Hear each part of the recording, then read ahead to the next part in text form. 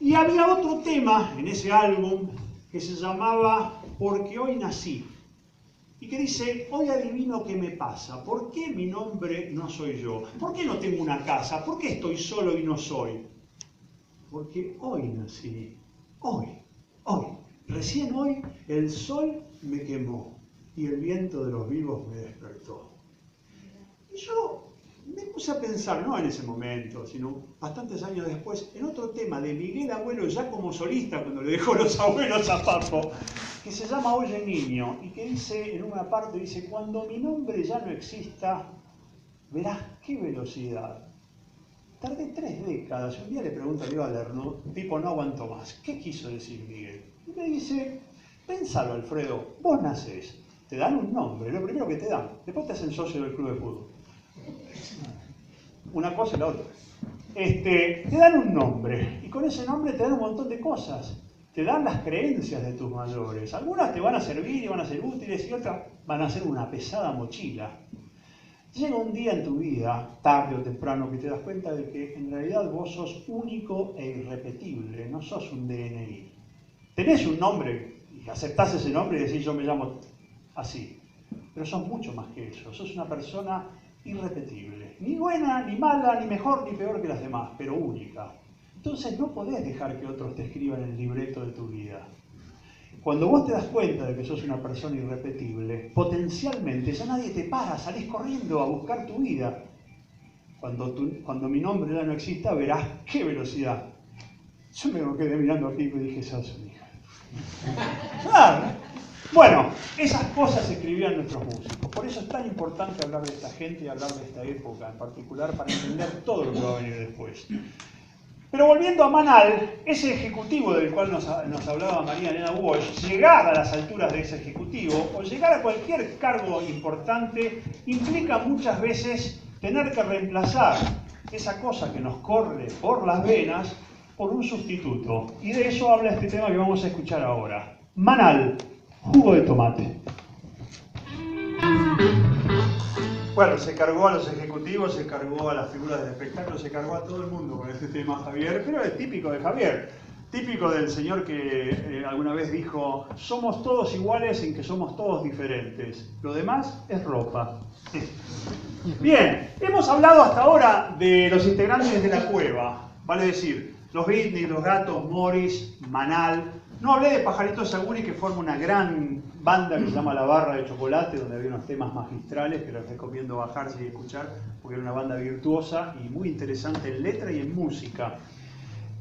Tanguito en esa época también llega a grabar. Lamentablemente, el único disco real de Tanguito es un single con un temazo que se llama La Princesa Dorada, que tiene también letra de Pipo Lernud, un tema así de dulce psicodelia sesentera.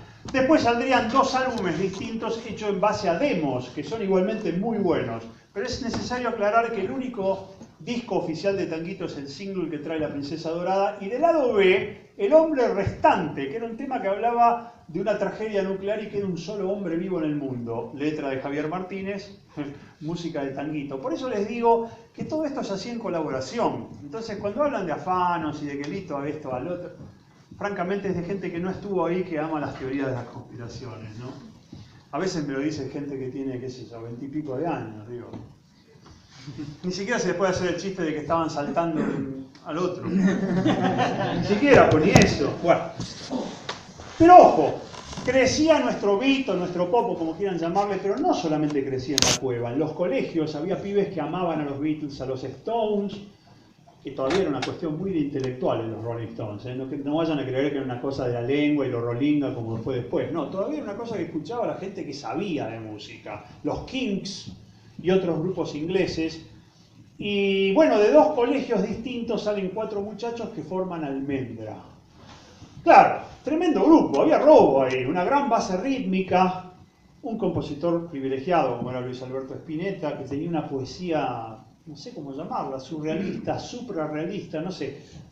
Me parece que es mejor no darle ningún adjetivo, pero lo interesante es que, fíjense, Javier Martínez, Morris hablaban de la realidad de todos los días con palabras bien simples y bien directas. Spinetta hablaba de la realidad que veía a su alrededor, pero con una poesía que tenía palabras que eran simbolismos.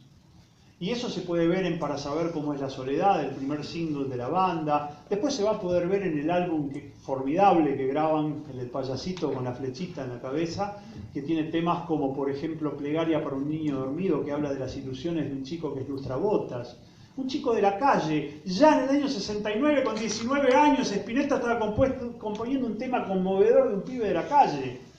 O de una chica que deja su pueblo de provincia porque conoció el amor a una edad un poquito ya más avanzada, como es Laura Bá, que tiene un aire de tango. O para estos hombres tristes, que habla del dolor de los domingos y de la gente solitaria, con un aire de jazz piazzoliano, o sea, de tango jazz piazzoliano. Eso lo hicieron estos chicos antes de los 20 años. Bueno, y había un tema de Almendra que hablaba de esa frialdad que se sentía en ese momento y de que quizás los chicos eran los únicos que podían salvarse de ese momento de un gobierno duro, mesiánico, así, muy censor. Me acuerdo que había una revista que se llamaba Tía Vicenta y a Onganía, porque tenía un bigote muy nutrido, lo llamaban La Morsa. Y en un momento dado, no sé por qué, cómo fue decían La Morsa se escapó del corral o algo por el estilo y clausuraron la revista. Era así la mano. Bueno, entonces en esa situación de hielo, de frío, Almendra compone su segundo simple, escrito por Luis Alberto Spinetta, que es aparte una pequeña obrita de pop psicodélico argentino del año 1968. Hoy todo el hielo en la ciudad. Esta pequeña joyita de Almendra hoy en día es difícil de conseguir, por supuesto todo se puede bajar, pero me refiero a que los que amamos el formato físico nos encontramos con dificultades para obtenerlo, pero fue el segundo single, el lado A del segundo single. Hay una conciencia del tango y el folclore y el jazz en esta época en nuestros músicos. Ocurrían dos cosas mutuamente excluyentes, ¿no? Por un lado, los tangueros de aquel entonces resentían la presencia del beat porque les sacaba audiencia. El tango había caído en un momentáneo ocaso en aquel momento.